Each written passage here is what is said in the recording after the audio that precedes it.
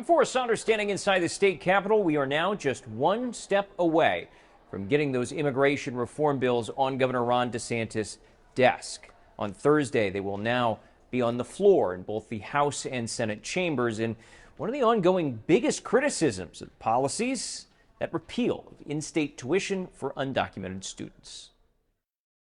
When the current school year ends this summer, in-state tuition for Florida's undocumented college students is likely to go as well. Removing out-of-state college tuition waivers for these undocumented students is simply a cheap ploy to score political points. That's despite DACA recipients pleading with lawmakers Wednesday not to end the bipartisan program. So for me, it leaves me heartbroken and disappointed. Diego Dulanto Falcon is a USF master's student. He used the waivers to get his BA. He now mentors fellow DACA recipients in college and worries what's coming. And I don't really know, what to say to them.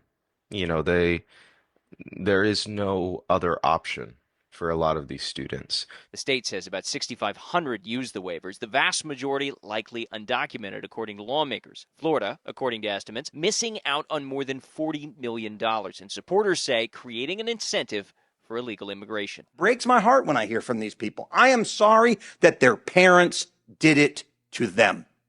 These children did not magically appear in the United States. Their parents chose to break the law. 84 yeas, 32 nays, Mr. Speaker. That wasn't always the case. In 2014, lawmakers approved the waivers with bipartisan support, which included Florida's current lieutenant governor, CFO, and highway safety director. At the time, they believed kids came first, regardless of their parents' actions. I firmly believe that this bill balances fairness with pragmatism, compassion with common sense. And to grandstand and inject political rhetoric in this debate is, in my opinion, shameful. Lieutenant Governor Jeanette Nunez has since changed position on the waiver program, saying online it served its purpose and times have changed. But for Florida Democrats, let's punish the students to make us look tough.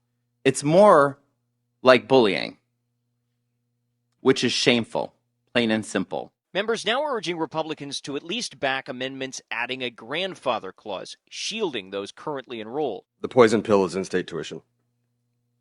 Otherwise, I vote for this bill. In the end, lawmakers in the Senate. Members, by your vote, please show that this bill passes and is favorably reported. And the House advanced the legislation without making any changes and noting they had no intention of doing so. The bills now face floor votes Thursday, and if successful, Governor Ron DeSantis gets them next, who is expected to sign. And these bills cover a whole lot more than just in-state tuition. There are about 16 provisions scattered across the three pieces of legislation, and they cover everything from making illegal immigration a state crime, increasing funding for enforcement, and creating the State Board of Immigration, which will oversee all of it. It's not just a DeSantis appointee or the Ag Commissioner, but the entire Florida cabinet that will need unanimous approval to make decisions. That's the latest out here at the state capitol. I'm Forrest Saunders reporting.